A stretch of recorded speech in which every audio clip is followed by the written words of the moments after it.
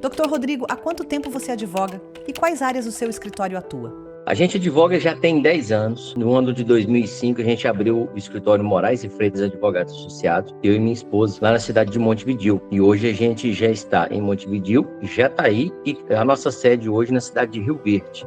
A gente possui dentro do escritório vários departamentos. A gente tem previdenciário, a gente tem o civil, tem o agronegócio, tem o trabalhista, tem o empresarial e tem o direito criminal. Me fala uma coisa, quando você começou a advogar, como que era a advocacia em relação a hoje? Quando a gente iniciou a carreira, quando a gente abriu o escritório, tudo era diferente. Tanto os processos eram físicos, tudo era presencial, protocolo presencial, audiências presenciais. Para se obter aí o acesso ao processo, a gente tinha que ir ao fórum, fazer carga do processo, depois devolver o processo, Então, era uma outra realidade. Foi se transformando aí ao longo do tempo, até a gente adentrar aí a era digital. E hoje, quais são os desafios da advocacia? Hoje, o nosso desafio são vários, mas aqui eu quero destacar as três principais que, no meu ponto de vista, são as que mais trazem uma certa dificuldade hoje para a advocacia. A primeira dificuldade é a mão de obra qualificada. Hoje, todo escritório enfrenta uma grande dificuldade na hora de contratar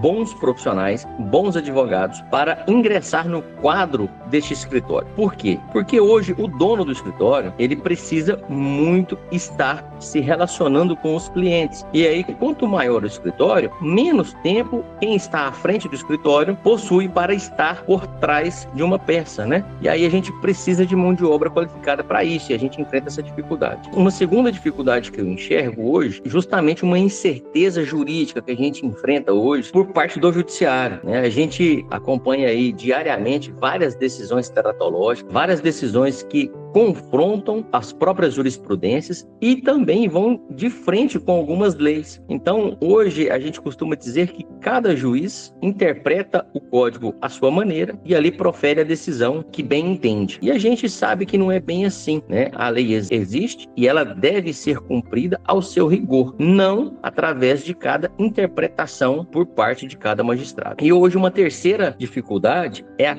quantidade de maus profissionais que estão sendo lançados no mercado. E isso é decorrência das más instituições de ensino. Hoje as faculdades, elas perderam qualidade de ensino. A gente percebe isso justamente quando a gente enfrenta essa primeira dificuldade que eu te relatei, que é a contratação de profissionais. Essas três realidades, em conjunto, transformam a advocacia hoje num caos. Nós, advogados e os escritórios estão aí, tem que fazer um malabarismo enorme para conseguir conciliar todas essas dificuldades numa prestação de qualidade para o nosso cliente. Qual é o papel da tecnologia a superar essas dificuldades? Ela tem te ajudado? Hoje a tecnologia tem me ajudado, tem ajudado o escritório, principalmente nos seguintes pontos. Hoje a gente consegue acompanhar aí diariamente ou praticamente em tempo real os julgamentos de vários tribunais. O que vários tribunais hoje do Brasil vêm decidindo sobre determinado assunto. E como isso hoje possui uma dinâmica, muito grande, até comentava com um colega aqui do escritório semana passada. Antigamente a gente comprava livros de jurisprudência, vinha os livros de jurisprudência. Hoje não, a gente acompanha as decisões diariamente, do tribunal que a gente quiser. Então isso facilita bastante para a fundamentação das nossas peças, para a estruturação das teses que a gente defende, E também com relação a todo o sistema adotado pelos tribunais para protocolo de ações, Porque hoje tudo é virtual, então a gente consegue protocolar uma ação hoje até a meia-noite do vencimento do prazo. Antes era só até às 6 horas da tarde, às 18 horas, Hoje as audiências são telepresenciais, então a gente consegue, independente de onde que a gente esteja, praticar o ato, e isso desonera o cliente, Porque antes ele deveria pagar a diligência para que a gente fosse até a comarca, se não fosse da nossa comarca, praticar o ato. Então, essa tecnologia facilita bastante o desempenho da advocacia, facilita bastante o desempenho do escritório, também na prestação de um serviço com maior qualidade para o cliente. Existe um caso na sua carreira que realmente te marcou, Dr. Rodrigo?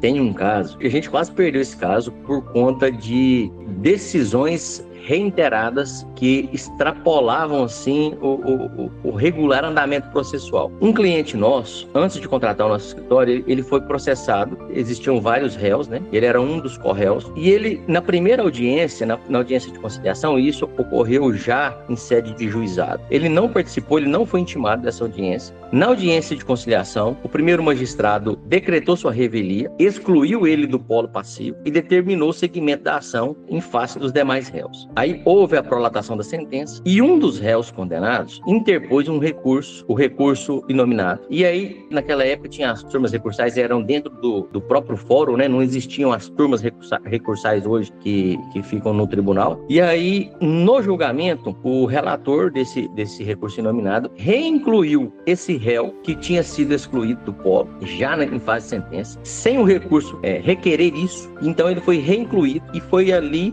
solidariamente condenado ao pagamento da indenização. Foi quando ele nos procurou. E aí, diante disso, a gente já percebeu de imediato várias nulidades, ou seja, ele perdeu toda a fase de instrução, ele foi excluído do polo. No caso ele foi incluído, ele deveria ter retornado lá atrás para que respondesse o processo e trouxesse as provas dele para os autos. Isso não ocorreu. E o juizado especial, ele é bem singular, então não cabe muitos recursos. O primeiro recurso adotado foi uma reclamação, a gente perdeu essa reclamação, depois a gente interpôs uma querela nullitatis junto ao tribunal, a gente perdeu essa querela nullitatis. E, por último, a gente ingressou com uma ação de nulidade. E aí, dentro dessa ação de nulidade, a gente conseguiu reverter e excluir esse cliente do polo passivo, justamente lá atrás, pela primeira nulidade, que foi a de citação. Ele não foi citado para participar da audiência, então ali já houve uma nulidade absoluta e que não está a cargo de nenhum tipo de prescrição, ela pode ser arguída a qualquer tempo, esse tipo de nulidade. Então ali, a doutora Rosana Camapon, que à época foi a relatora dessa ação, ela reconheceu essa nulidade. E, inclusive, dentro da própria decisão, ela argumentou ali, trouxe os seus fundamentos, informando que isso deveria ter sido reconhecido lá na origem. Ela mesma reconheceu essa falha do judiciário. E aí, ela consegue atender os nossos clamores, né? A gente consegue demonstrar o direito do cliente, mas isso foi 7 anos nessa luta de tentar trazer para o cliente o direito que ele tinha, porque houve uma nulidade. Só que a gente conseguiu, com a graça de Deus, né? E com a nossa persistência, a gente conseguiu trazer esse direito para o cliente e ele foi excluído do polo. Doutor, diga pra gente, qual é o papel da Facilita Jurídico no seu escritório?